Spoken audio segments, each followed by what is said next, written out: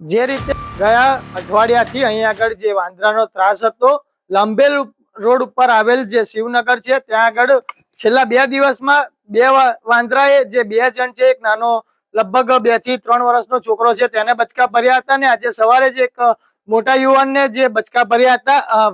સમગ્ર ઘટના કઈ રીતના બની હતી?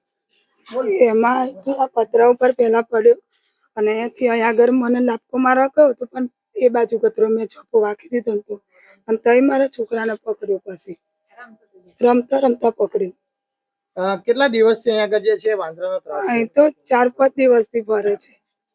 4-5 દિવસથી વધારે દિવસથી, પણ આ હેરાન તો 3-4-5 દિવસથી જ વધારે હેરાન. આપ જે રીતના દ્રશ્યમાં જોઈ રહ્યા છો કે જે વાંદરાના ત્રાસથી જે નાનો બાળક હતો તેને લગભગ 14 થી 15 જેટલા ટાંકા આયા છે. અહીંયા આગળ તેને દવાખાને સારવાર હેઠળ પણ લઈ જવામાં આવ્યો હતો. અહીંયા આગળ જે બીજા છે સ્થાનિકો તેમની સાથે વાત કરીશું. કાકા, કેટલા દિવસથી અહીં વાંદરાનો થોડા 10 15 દાડાથી કુદાકૂદ ને ધમાલ જ કરે છે. વતરાવ થોડા તોડ અમારો મળવો પાડી દીધો, ગાય ઉપર પડ્યા અને 2 દિવસથી તો મારવાનું કડવાનું જ છે. અત્યાર સુધી કેટલા જણને વાંદરા કર્યા? 2 જણને અહીંયા કર્યા અમારા જગ્યાએ. હા, અને મારે છે હોતે બૈરાને તો મારે હાલના ફાઈ નાખે. બહુ ત્રાસ છે એમ, જબરજસ્ત. આ બાબતે તમે કોઈ રજૂઆત કરી? અમે રજૂઆત કરી અમારા અહીંયા તમારા બધા મિત્રોને બધા ભેગા થયા અને આવી રીતે આને કંઈક કરવું પડે એમ. વાંદરા કરવાની જે ઘટના હતી આ બાબતે તમે રજૂઆત કરી છે કોઈને? હા, કરી છે. એમને આપણને 4 વાગ્યાનો ટાઈમિંગ આપ્યો છે. 4-5 વાગ્યા લગીને અમે આવીએ છીએ એવી હવે આપણે જાણ કરી છે. હવે 4-5 વાગ્યા લગીને રિસ્પોન્સ જે જોઈએ છે એવો મળ્યો નથી, પાંજરા નથી, આ રીતનું કહું છે. તો આપણે ઓકે ચલો હવે 4-5 વાગ્યાનો ટાઈમિંગ આપ્યો છે. 4-5 વાગ્યા લગી વેઇટ કરીએ છીએ કે આવે છે કે નહીં. અને કૂતરાઓને બી ચેડે પડે છે વાંદરા, તેવા રેડી ચાલુ જ છે. આ બાબતે જો કદાચ પગલાં નહીં ભરવામાં આવે તો શું કાર્યવાહી? હા, અમે એક્શન લઈશું આગળ.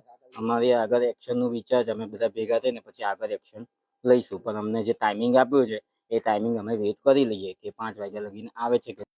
જે લંબેલના શિવનગર સોસાયટીમાં અત્યારે લગભગ 2-3 દિવસથી જે વાંદરાનો જે આતંક હતો તે સૌથી વધારે અત્યારે આતંક જોવા મળી રહ્યો છે. ત્યારે આજે સવારે જે એક ભાઈ ટ્રાવેલ કરીને આવી રહ્યા હતા ત્યારે તેમને જે વાંદરાએ પાછળથી આવીને બચકા ભર્યા હતા. સીધી જ ચર્ચા કરીશું. આ જે ઘટના હતી એ કઈ રીતના બની હતી?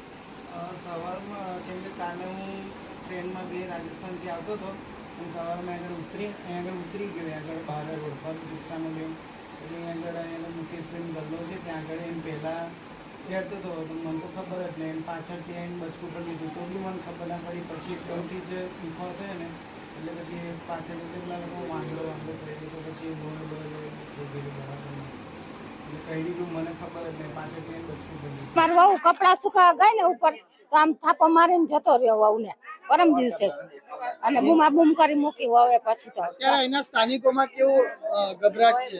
હા, વાંદરા બહુ છોકરા રેઠા નહીં મુકાતા ઘડીક વારે. બોલો, ઘડીક વાર છોકરું બહાર જાય ને તો આપણે ચિંતા રહીએ કે આ છોકરાને કેમ આપણે રેઠો મૂકવો ઘડીક વારે. અત્યારે બધા અને કૂતરાઓને વાહે પડે, છોકરાઓને કેમ હાચવા આપણે ઘડી વાર. છોકરું નાનું થોડું ઘરમાં રહી આખો દિવસ.